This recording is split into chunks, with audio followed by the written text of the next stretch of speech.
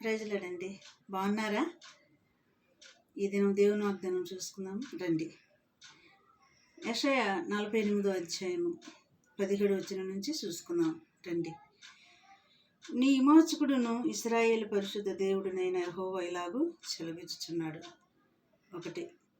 రెండవది ఏం మాట్లాడుతున్నాడంటే ఆయన, మరి నీకు ప్రయోజనము కలుగునట్లు నీ దేవుడైన యెహోవానగు నేను నీకు ఉపదేశం చేయుదును. దేవుడి మాటలు ఇవి వింటారా? ఈ దేవుడి మాటలు.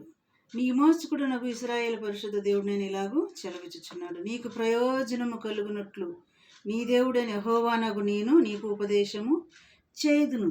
నీకు ఉపదేశం చేయుదును. నా మాటలు నీకు బోధిస్తాను. నువ్వు విను. నా మాటలు విన్నప్పుడు నువ్వు ఎలాగ నడుచుకోవాలో, నాలో నువ్వు నడుచుకోవాలో, నా ఆజ్ఞలకు నువ్వు ఎలాగ లోబడాలో నేను నీకు నేర్పిస్తాను అంటున్నాడు. కింద వచనం చూద్దాం మరి రండి. మరి ఆయన ఏం మాట్లాడుతున్నాడంటే, మరి యెహోవానగు నేను నీకు ఉపదేశం చేయుదును. మరి నీవు నడవవలసిన త్రోవను నేను నడిపించదును.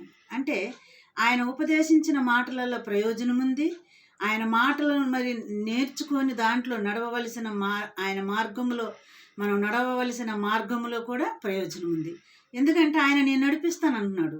మీరు ఎలా నడుచుకోవాలి, నా ఆజ్ఞలు మీరు ఎలా గైకొనాలి, నా మార్గములు మీరు ఎలాగ నడవాలో నేను నేర్పిస్తానని దేవుడు చెప్తున్నాడు అనమాట ఈ దినము వాగ్దానంలో. మరి అంత మాత్రం కాదండి, నీవు నడవవలసిన త్రోవను నిన్ను నడిపించుదును. నీవు నా ఆజ్ఞలను ఆలకింపవలన నేను ఎంతో కోరుచున్నాను.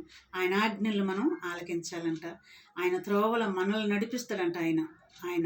ఆయన నడిపిస్తుంటే మనం నడవాలి. ఆయన మాటలలో మరి ఎంతో మరి ఉపదేశం, ఆయన ఉపదేశాలలో ఎంతో ప్రయోజనాలు ఉన్నాయని, ఆయన మాటలలో మరి ఎంతో శక్తి ఉందని మనం గమనించుకుందాం. ఈ దినం వాగ్దానం దేవుడు దీవించి ఆశీర్వదించును గాక. చిన్న ప్రార్థనేనండి. ప్రభువా, నీకు వందనాలు తండ్రి, నీకే స్తోత్రములు. నీ ఆజ్ఞలు మీరకున్నా నీ ఆజ్ఞలు నడవటానికి మాకు నేర్పిస్తానని చెప్పిన దేవుడు తండ్రి, ఇటు వాగ్దానాన్ని బట్టి నాయన ఈ మాటలు చూస్తున్న ప్రతి ఒక్క బిడ్డను కూడా నడిపించి బలపరచమని నజరేయుడైన యేసుక్రీస్తు నామములో నేను అడిగి వేడుకుంటున్నాను నా పరలోకమందున్న తండ్రి.